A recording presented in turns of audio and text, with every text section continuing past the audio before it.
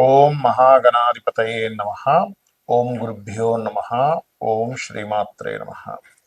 పరమేశ్వర స్వరూపమైనటువంటి జ్యోతిష, వాస్తు మరియు ఇతర అనేకమైనటువంటి శాస్త్రములను మనకు అందించినటువంటి మహర్షులకి నమస్కారం. హయగ్రీవ హయగ్రీవ హయగ్రీవేతి యో వదేత్ తస్య నిస్సరతే వాణి జహ్నుకన్యా ప్రవాహవత్. అరుణాం కరుణాతరంగితాక్షీం ధృతపాశాంకుశపుష్పబాణచాపాం అనిమాదిభిరావృతాం మయూఖైః అహమిత్యేవ విభావయే భవానీ. శ్రీమాత్రే నమః. ప్రేక్షకులకి ఆ లలితాంబిక అమ్మవారి యొక్క అనుగ్రహం పరిపూర్ణంగా కలగాలని మనస్ఫూర్తిగా కోరుకుంటూ, మనకి రాబోయే కొత్త సంవత్సరంలో ప్రతి లగ్నము వారు, లగ్నం తెలియని వారు, రాశి వారు ముఖ్యంగా ఈ 5 విషయాలు గనక మీరు పాటించగలిగితే మీకు ఎన్ని లాభాలు ఉంటాయి అంటే, మనందరికీ కావాల్సిన మేజర్గా ఏవైతే ప్రాబ్లం పడకుండా ఉంటామో ఆ లాభాలన్నీ ఉంటాయి. ఏమిటవి? ఒకటి, అందరికీ కావాల్సింది ఏంటంటే డబ్బులు. అప్పు ఉండకుండా ఉండాలి, అప్పు తీరిపోవాలి, కాస్త ఫైనాన్షియల్గా గ్రోత్ ఉండాలి కదా. అదేవిధంగా ఉద్యోగంలో, వ్యాపారంలో ఎటువంటి సమస్యలు రాకూడదు, అనారోగ్య బారిన పడకూడదు.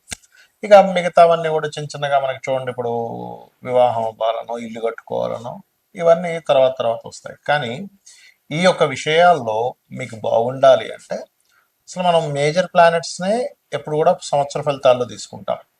ఈ మేజర్ ప్లానెట్స్ కానివ్వండి, మీకుండేటువంటి సహజంగా పలానా లగ్నంలో ఒక జీవుడు జన్మించాడు అంటే పర్టికులర్గా ఆ జాతకుడు, అమ్మాయి కావచ్చు అబ్బాయి కావచ్చు, ఏ పరిహారం, ఏ దేవతను ఆరాధిస్తే బాగుంటుంది, ఈ సంవత్సరంలో మీరు ఏ దేవతను ఆరాధించాలి, ఎటువంటి పదార్థాలను గోవుకు తినిపించాలి, ఏ గ్రహం దగ్గర దీపారాధన చేయాలి అనేటువంటి విషయాలను ఒక్కొక్కటిగా చెప్పుకుందాం.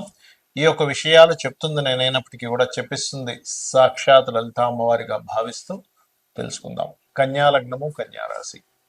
ఇంతకాలము మీకు కేతు ఎప్పుడైతే లగ్నంలో ఉన్నాడో జూన్ వరకు కూడా లగ్నంలోనే ఉంటాడు. ఇది కొంచెం వైరాగ్యాన్ని, ఇంట్రెస్ట్ లేనటువంటి విషయాల్ని ఇస్తూ ఉంటుంది, ఎంత మేనేజింగ్ స్కిల్స్ ఉన్నా కూడా. అయితే ఇక్కడ ధనానికి అధిపతి అయినటువంటి శుక్రుడు మీకు బాగా కలిసి రావాలి అంటే మీరు నవగ్రహాల్లో ప్రత్యేకంగా శుక్ర, బుధ, శని ఈ 3 గ్రహాల దగ్గర దీపారాధన చేయండి.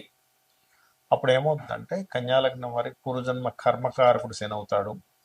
లగ్నాధిపతి స్ట్రాంగ్ అవ్వాలి, ధనాధిపతి స్ట్రాంగ్ అవ్వాలి. లగ్నాధిపతి పూర్వజన్మ కర్మ, వీటికి సంబంధించినటువంటి విషయాల్లో మీకు ఎప్పుడైతే యాక్టివ్ అవుతుందో అప్పుడు మీరు ఫైనాన్షియల్ గ్రోత్ బాగా ఉంటుంది. అలాగే మరొక విషయం ఏంటంటే ఓం శ్రీమాత్రే నమః, లేకపోతే ఓం లక్ష్మీ దేవి అయి నమః, లక్ష్మీ నరసింహస్వామి అయి నమః అని అనుకోవచ్చు.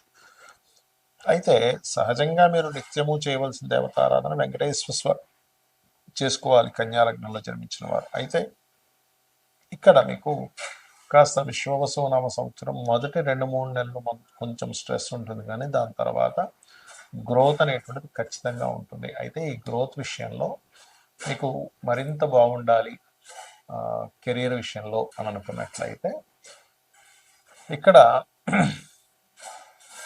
మీ యొక్క పార్ట్నర్స్ యొక్క సహకారము, మీ జీవిత భాగస్వామి కూడా కెరియర్ విషయంలో డెవలప్మెంట్స్ కూడా చూపిస్తున్నాయి ఈ సంవత్సరంలో, ఎటువంటి డౌట్ లేదు.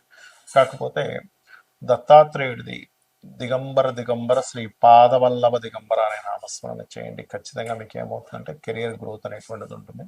అయితే వ్యాపారాల విషయం కనుక చూసుకున్నట్లయితే మీకు లాభాధిపతి చంద్రుడు లాభాధిపతిని చాలామంది ఫుడ్ బిజినెస్లు పెడుతుంటారు. కాకపోతే చంద్రుడు బాగుంటేనే పెట్టాలి. మీకు బిజినెస్ విషయంలో ఎవరైనా కానీ మీకు ఏ గ్రహాలు బలంగా ఉన్నాయి, ఏ గ్రహం మీకు ధనాన్ని ఇస్తుంది, ఇప్పుడు సరైన సమయమో కాదా ఇది చెక్ చేసుకోవాలి. కాకపోతే మీకు బిజినెస్ ఇంప్రూవ్మెంట్స్ మాత్రం చంద్రగ్రహం దగ్గర దీపారాధన చేయడం ద్వారా, లేనట్లయితే ఓం ఇంద్రగోప పరిక్షిప్త స్మరతోనా భజంగికాయ నమః అనే నామస్మరణ చేయడం ద్వారా కలుగుతుంది.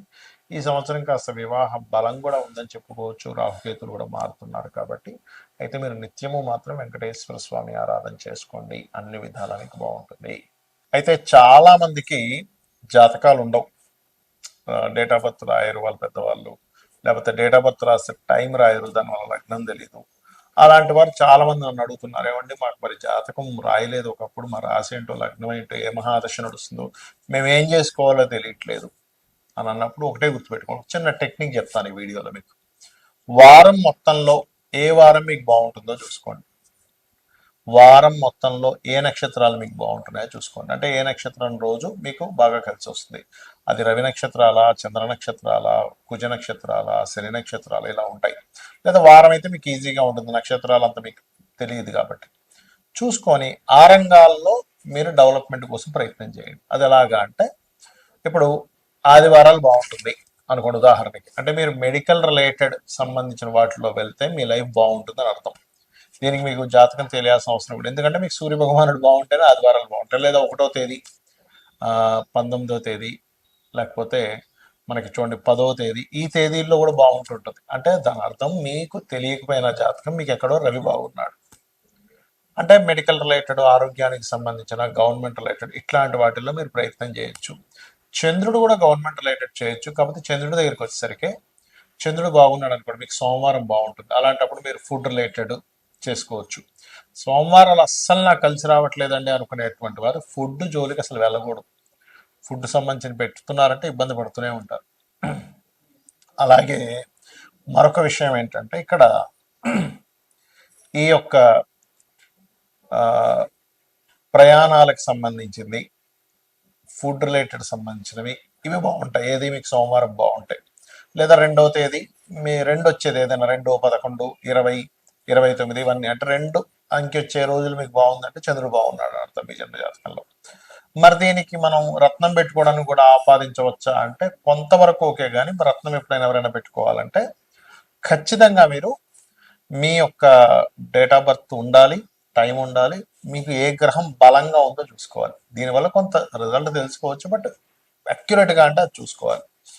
అలాగే దేవతారాధన కావచ్చు, రెమెడీస్ కావచ్చు, మీ పర్సనల్ చార్ట్ ఉండాలి. బట్ మీకు దీనికోసం చెప్తున్నా. అదేవిధంగా మీకు ఒకవేళ మంగళవారాలు బాగున్నాయి, ల్యాండ్స్ బిజినెస్ చేయొచ్చు.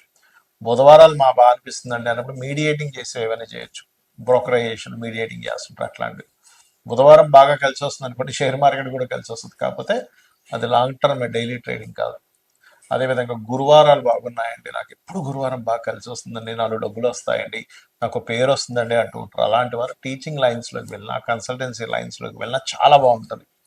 ఇక శుక్రవారాలు కొంతమందికి బాగా కలిసి వస్తుంది. అలాంటప్పుడు వాళ్ళు మ్యారేజ్ బ్యూరోస్, బ్యూటీ రిలేటెడ్, లేకపోతే ఏదైనా అందానికి సంబంధించింది, బ్యూటీకి సంబంధించినటువంటివి, ఫ్యాషన్ రిలేటెడ్ సంబంధించినటువంటివి, వివాహ శుభకార్యాలకు సంబంధించిన, బట్టలకు సంబంధించినవి కూడా శుక్రచంద్రులు పనికొస్తాయి. అంటే శుక్రవారం అండ్ సోమవారం కూడా పనికి వస్తుంది.